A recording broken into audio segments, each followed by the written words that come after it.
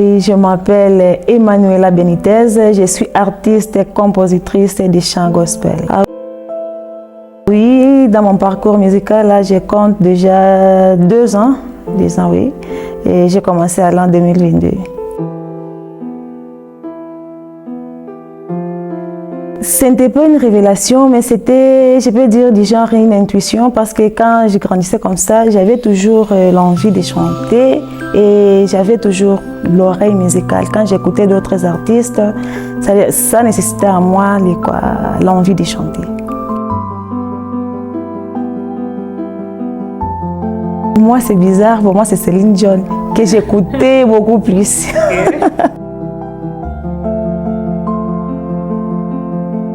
Pour moi, c'est un don musical parce que je ne suis pas partie au cours. Je n'ai pas quelqu'un qui m'encadre avec la musique.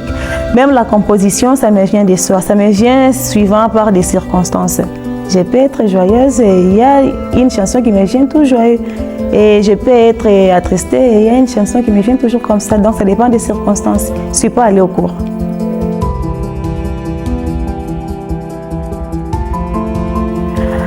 Je peux dire depuis mon enfance, parce que j'avais même un cahier. À chaque fois que j'ai une révélation pour la chanson, j'écrivais toujours. Mais ce qui me freinait, c'était le moyen. Et en 2022, quand j'avais réalisé quelque chose comme ça, je me suis dit non, je peux entrer maintenant au studio.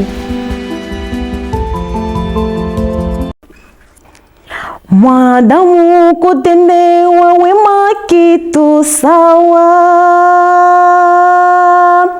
kwa lakini kusema asante iweje tabu. Mwanadamu kutendewa wema kitu sawa, kwa lakini kusema asante iweje tabu. Wema kitu nzuri kutendewa. Bon, c'est un peu élastique, mais je me suis arrêtée par là. Bon, sans utiliser les gospels, moi j'aime les styles slow, j'aime les reggae, j'aime les afrobeats.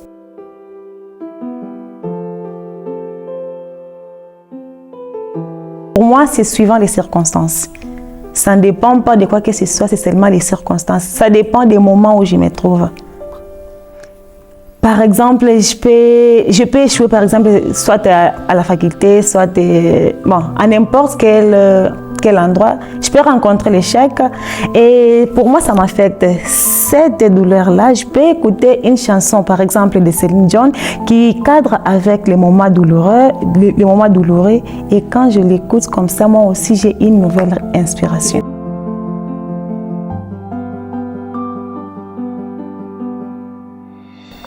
Oui, ça contient un message. Par exemple, il y a une chanson récemment que j'ai publiée, La route est longue. Donc, cette chanson, c'est purement ma vie.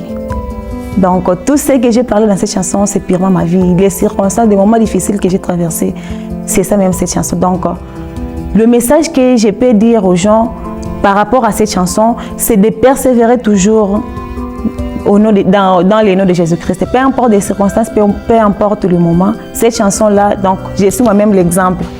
Oui, il faut toujours persévérer. La route est longue, c'est pas facile, c'est un voyage plein d'obstacles pour arriver. Il faut un cœur dur et le soutien de nos proches. C'est pourquoi il n'est pas bon des critiques, car tu ne sais pas si ta route comment elle est. Si j'ai des routes, orientez-moi. Si je fais mal, reprochez-moi.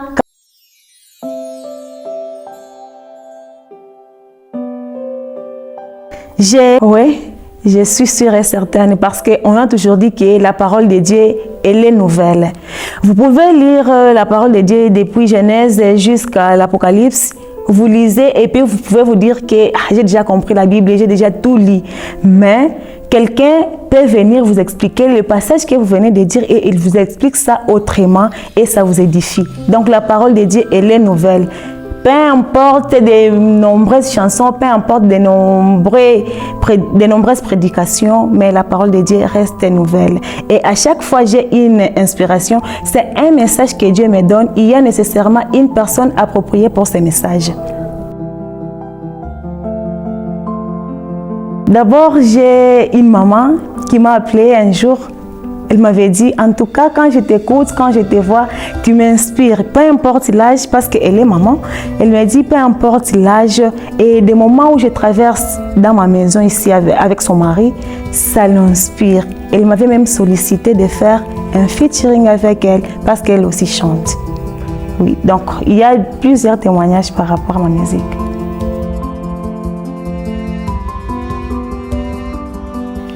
Le moment le plus difficile de ma carrière, c'est quand j'avais repris le jeûne 1 à la médecine. En tout cas, je n'avais pas pu digérer cet échec-là, je peux dire ça. Pour moi, toute ma force, toute mon énergie que je me donnais en lisant, en faisant des recherches, je me suis dit que non, je peux passer. Et malgré les découragements des membres de ma famille, certains me disaient que tu es une femme, tu ne peux pas arriver à faire la médecine, 8 ans c'est trop, tu ne peux pas arriver. Et quand encore j'avais repris le jeûne 1, c'est comme si je les ai donné raison. Ça m'avait vraiment affecté. Mais grâce à Dieu aujourd'hui, il m'a fait sortir dans cette douleur-là. Et voilà, aujourd'hui, je peux dire là, je suis pédiatre et ça me console. Parce que pour moi d'abord, quand j'avais échoué, j'avais même abandonné la musique, j'avais abandonné la chorale. Je me suis dit, je ne peux plus aller à l'église, le Seigneur m'a abandonné, le Seigneur m'a laissé. J'étais vraiment désespérée. Tout le monde s'est moqué de moi, mais un jour, le Seigneur m'a fait grâce. Il m'a dit, donc c'était une voix intérieure qui me disait toujours de partir toujours à l'église, d'être toujours ami de la lecture de la parole de Dieu et je verrai toujours une porte qui va s'ouvrir. Et quand je me suis vraiment engagée dans la parole de Dieu, et en tout cas, j'ai un témoignage. Moi-même, d'abord là, je suis un témoignage. Dieu m'a donné un sourire.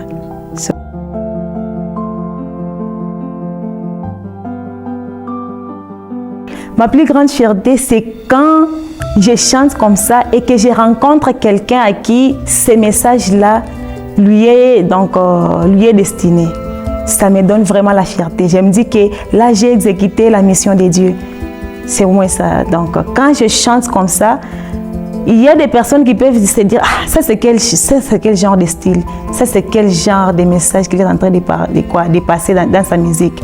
Mais quand il y a quelqu'un qui se sent exhorté par rapport à ça, pour moi c'est une fierté. Je ne suis pas obligée de pécher toutes les âmes du monde entier, mais les quelques âmes que je pêche par rapport à ces messages-là, pour moi c'est une fierté. Je me dis que j'ai exécuté la mission de Dieu.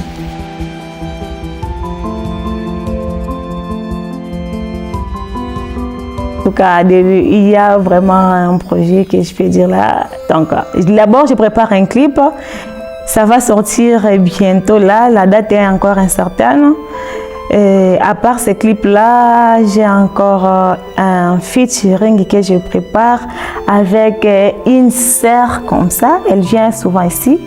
Je prépare aussi un featuring avec elle. Et le deuxième album, ça s'annonce déjà parce qu'à travers ces featuring-là, j'ouvre déjà la porte pour le second album. Et dans 10 ans, en tout cas, je vais dire que dans 10 ans, je serai déjà grande. Je serai grande dans la musique et je ne serai pas limitée toujours de prêcher ici à Lubumbashi. Je suis censée aussi de voyager parce que Je ne suis pas censée donc dépêcher les âmes de Lubumbashi, mais de partout ailleurs où le Seigneur va m'envoyer. Donc je serai déjà grande.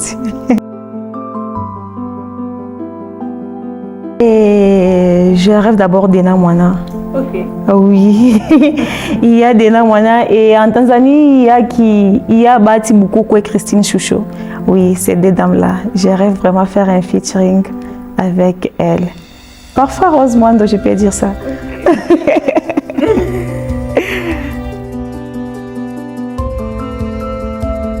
Je suis amie des écouteurs, donc partout je suis, vous pouvez me voir toujours avec mes écouteurs. Je suis amie vraiment de la musique. Le sport, la physique. Quand je ne chante pas, j'écris. J'aime trop écrire. Et oui, je peux dire du genre roman, du genre poésie. Et il y a un jour, je suis partie même au Média Saint-Paul. Je suis partie me renseigner aux prêtres de la congrégation Pauline pour ce que j'ai fait. Et ils m'ont apprécié. Là, j'ai laissé même mes deux romans. Ils sont en train de corriger. Une fois c'est disponible, je vais aussi publier ça.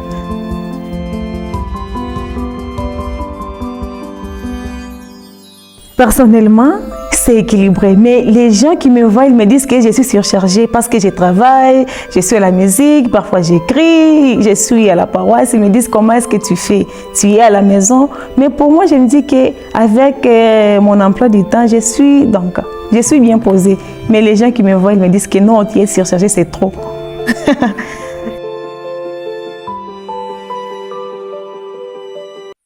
Oui, c'est ce que je disais même tout à l'heure là. Donc, c'est de rester connecté avec Dieu. Oui, quand je suis dans mes moments là de prière, je me concentre avec Dieu. Je me sens vraiment connectée et lui m'inspire. Oui, c'est ça. Merci beaucoup, Madame Emmanuel. Merci, Madame Landry. Bon, c'est la fin pour nous. Est-ce qu'il y a des questions que tu voudrais qu'on te pose mais qu'on ne t'a pas posées? Oui, parce qu'il y a des fans, hein. Par exemple, quand je sors comme ça pendant l'émission, les gens m'appellent, les gens m'écrivent, ils me disent « On te voit seulement comme ça, on te voit seule, est-ce que tu n'es pas mariée, tu n'as pas des enfants ?» Bon. Ok. Tu peux nous l'avouer? Je peux dire que les gens cherchent à connaître ma vie privée. Et ça, j'ai toujours dit que ça, je garde secret. Il y a un moment, ils verront tout. Tout ce qu'ils veulent, ils verront tout. Mais je garde ça pour moi. De très fière. Oui, je peux dire que je suis amoureuse. Je suis amoureuse, mais ils vont connaître la suite par après. On garde secret aussi. Oui, on garde secret. Merci beaucoup. Merci vraiment.